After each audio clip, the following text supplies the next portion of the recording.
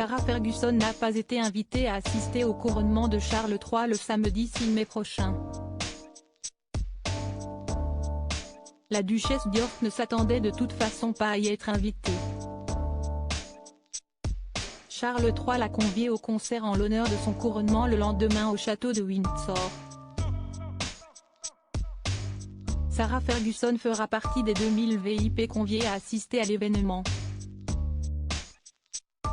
Le 13 avril dernier, le quotidien britannique The Independent révélait que Sarah Ferguson ne figurait pas sur la liste des invités conviés à la cérémonie du couronnement de Charles III, organisée comme le veut la tradition, à l'abbaye dès le samedi 6 mai 2023.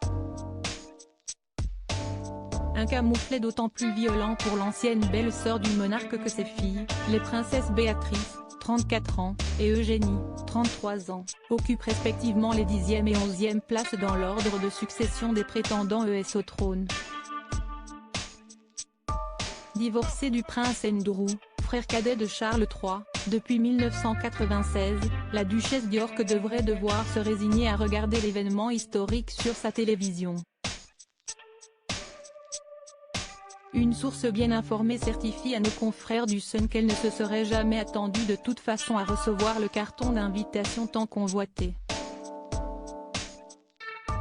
Selon certaines informations relayées par le Daily Mail, Sarah Ferguson compterait néanmoins parmi les VIP du concert organisé en l'honneur du roi le lendemain de son couronnement. Celle qu'on surnomme Fergie rejoindrait ainsi son ex-mari et ses 2 filles sur la pelouse du château de Windsor où sont déjà attendus 2000 convives. Dignité mentionnée par le Sun commente, elle est ravie de se joindre à la grande famille pour le concert du couronnement.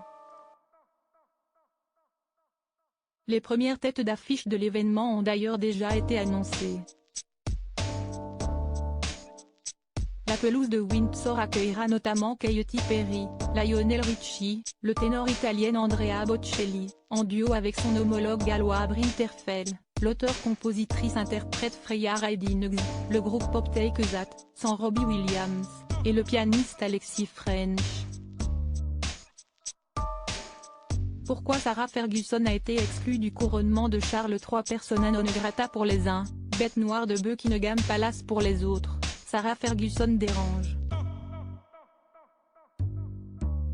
La duchesse d'York provoquerait des commentaires dangereux dont Charles n'a pas besoin, analyse l'ancien journaliste de la BBC Tom Bower dans les colonnes de Mail Online. Pour sa part, le commentateur royal Richard Fitzwilliam salue la décision extrêmement sage du monarque, car Sarah Ferguson a été une source d'embarras pour la famille royale pendant de nombreuses années. Malgré tout, le journaliste Omid Scobie, proche de Meghan Markle, déplore sur Twitter, si est-il un peu cruel, non? Peu importe, l'ex-femme d'Andrew a participé seule à sa chute en raison de sa conduite passée, selon Tom Bower. On se souvient notamment de cette série de clichés très embarrassants où on la voyait en train de se faire sucer les orteils par son conseiller financier John Bryan dans sa villa de Saint-Tropez. À propos de l'auteur Arvandel et passionné d'audiovisuel, j'écris sur Closer depuis 2016.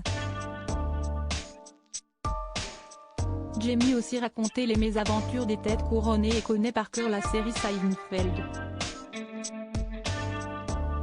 Ces derniers articles et Charles III, une sérieuse menace plane sur son couronnement, la police britannique sur ses gardes Prince Harry assigné à résidence à son retour au Royaume-Uni. Nouvelle révélation sur sa veine. Meghan Markle absente du couronnement de Charles III, et si, finalement, sa stratégie était brie.